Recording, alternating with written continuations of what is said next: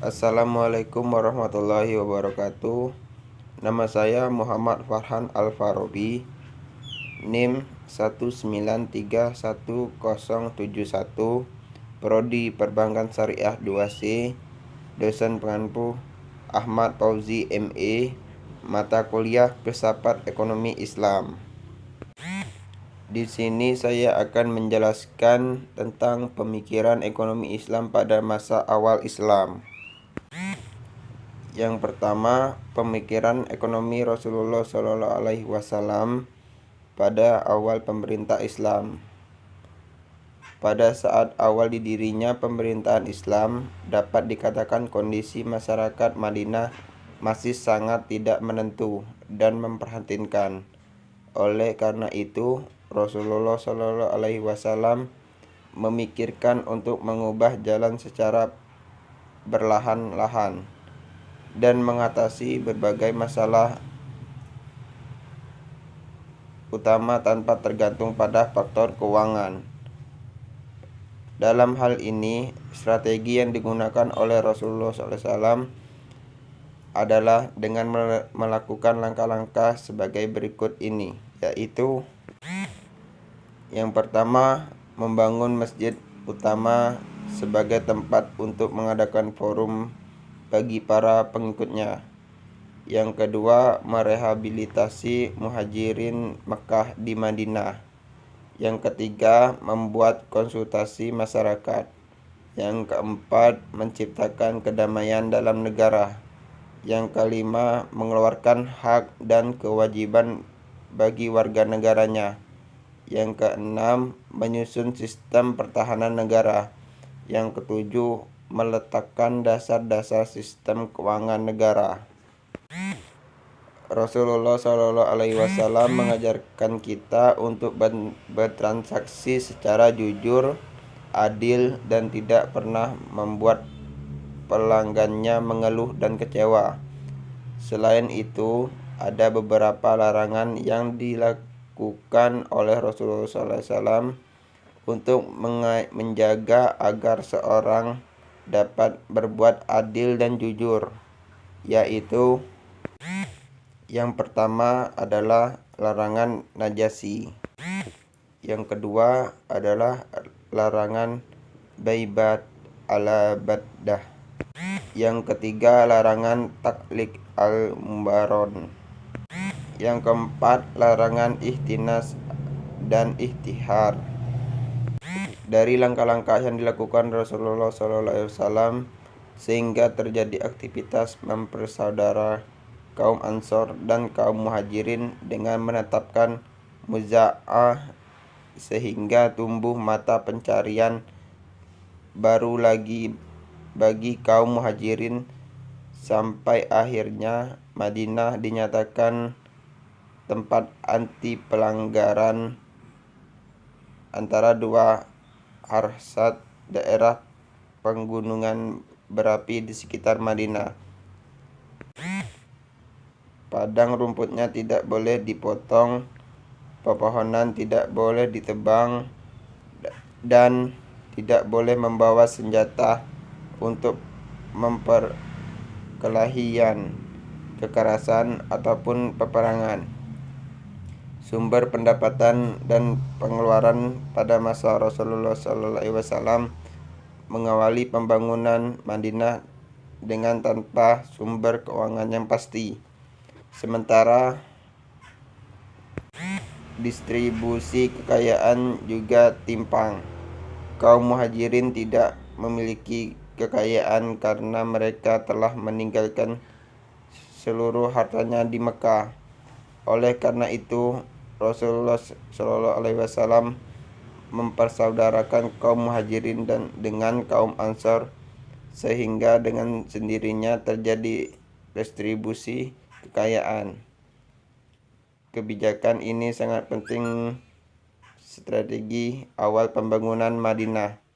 Selanjutnya, untuk memutar roda perekonomian, Rasulullah mendorong kerjasama usaha di antara anggota masyarakat, misalnya muazabah, muzaroh, musaqoh, dan lain-lain, sehingga terjadi peningkatan produktif, namun sejalan dengan perkembangan masyarakat Muslim, memang sumber penerimaan negara juga meningkat. Sumber pemasukan negara berasal dari beberapa sumber, tetapi yang paling pokok adalah zakat dan usr.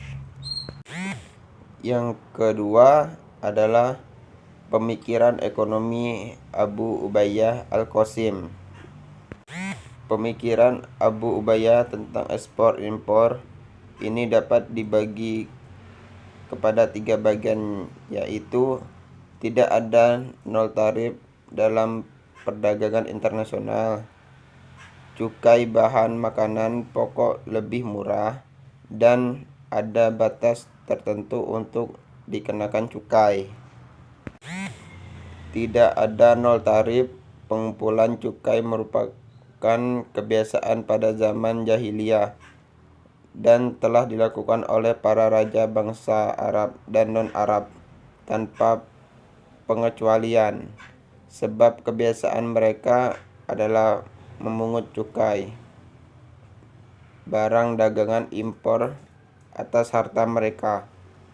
Apabila masuk ke dalam negeri mereka dari Abu Rahman bin Al-Kokil, ia berkata, saya pernah bertanya kepada Jihad bin Mudir, siapakah yang telah melakukan kalian pencukaian barang impornya?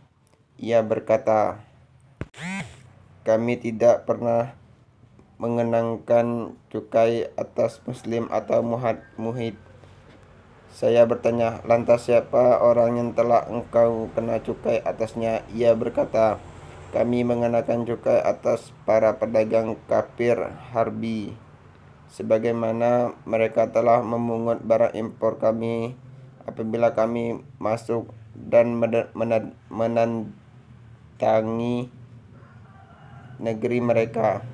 Hal tersebut diperjelaskan lagi dengan surat-surat Rasulullah di dalam beliau mengirimkan kepada penduduk penjuru negeri seperti Tauhid, Bahrain, dan Darul Jalal dan lainnya yang telah melakukan agar Islam. Isi surat tersebut adalah binatang ternak mereka tidak boleh diambil dan barang dagangan impor mereka tidak boleh dipungut cukai atasnya. Umar bin Abdul Aziz telah mengirim sepucuk surat kepada Adi bin Arhan yang isinya adalah, biarkanlah bayaran fidyah manusia, biarkanlah bayaran makan kepada umat manusia, hilangkanlah bayaran cukai barang impor atas umat manusia, sebab ia bukan cukai barang impor, akan tetapi ia merupakan salah satu bentuk merugikan orang lain, sebagaimana firman Allah, dan janganlah kamu merugikan manusia terhadap hak-hak mereka, dan juga kamu membuat kejahatan di muka bumi dengan berbuat kerusakan. Quran Surat Uhud ayat 85.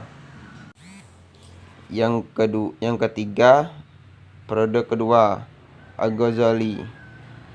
Nama lengkap Imam Ghazali adalah Abu Hamid Muhammad Al-Ghazali.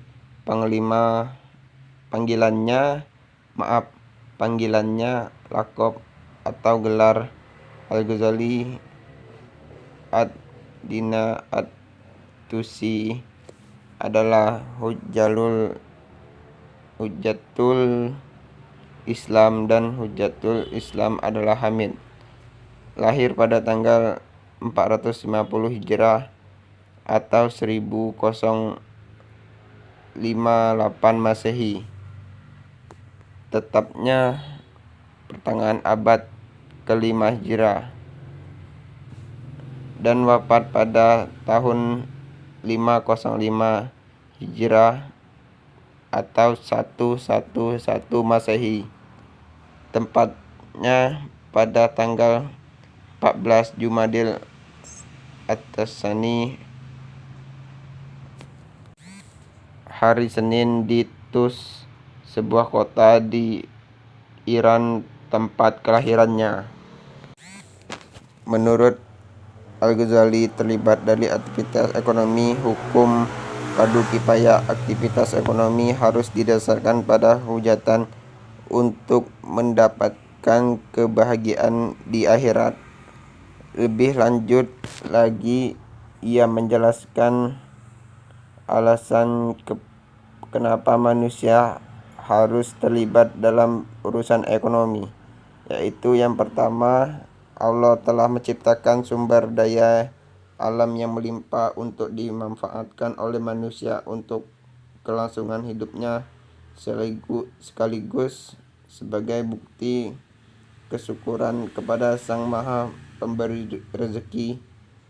Yang kedua, orang yang kuat secara ekonomi maka hidupnya akan bebas jauh ketergantungan pada orang lain dan dapat menjalankan ajaran agama secara sempurna, misalkannya zakat, infak, sedekah, dan ibadah haji.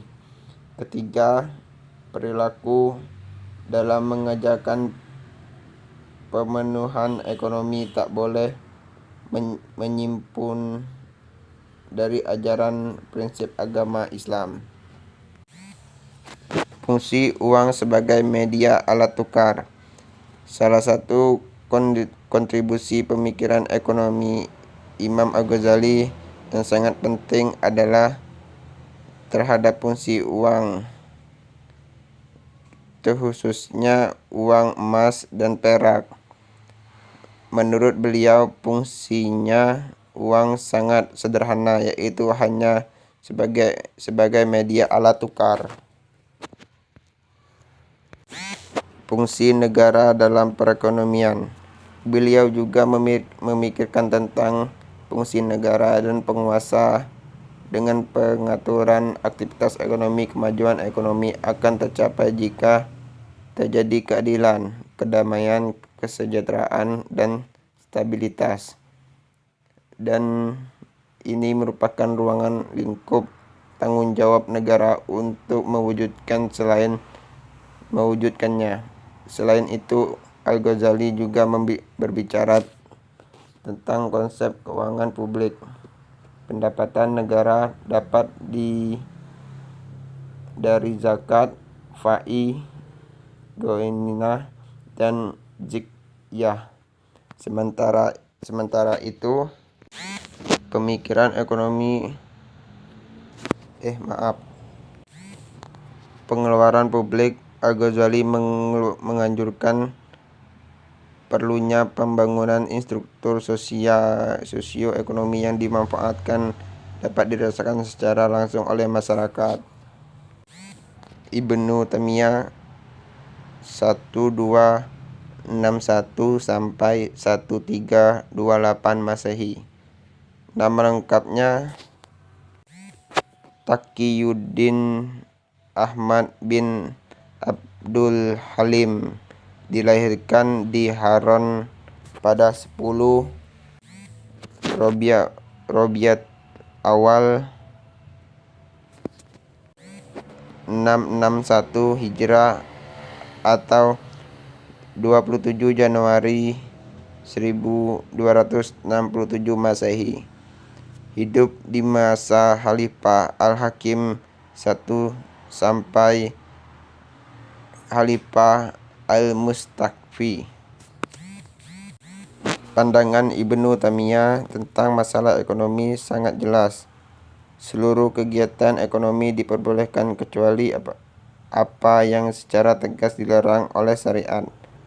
Dan batas larangan syariat itu semua orang mengetahui hal itu, demikian kebaikan bagi mereka dan mereka bebas melakukan transaksi membuat kontrak, atau mengerjakan berbagai masalah keduniaan dengan cara yang adil dan jujur. Hal ini mengikuti doktrin Islam pokok dan tauhid secara wajar, mementingkan kehidupan berkaitan dengan keadilan ini. Beliau menulis, keadilan berkait dengan tauhid, dan tauhid merupakan pedoman dari keadilan. Inilah yang memberi keunggulan berkait dengan korupsi, yang merupakan dasar dari pondasi dari tidak keadilan.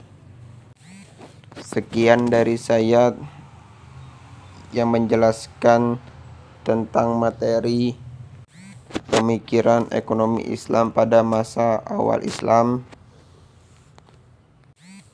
Kurang lebihnya saya memohon maaf. Kepada Allah saya mohon ampun. Saya ucapkan terima kasih. Wassalamualaikum warahmatullahi wabarakatuh.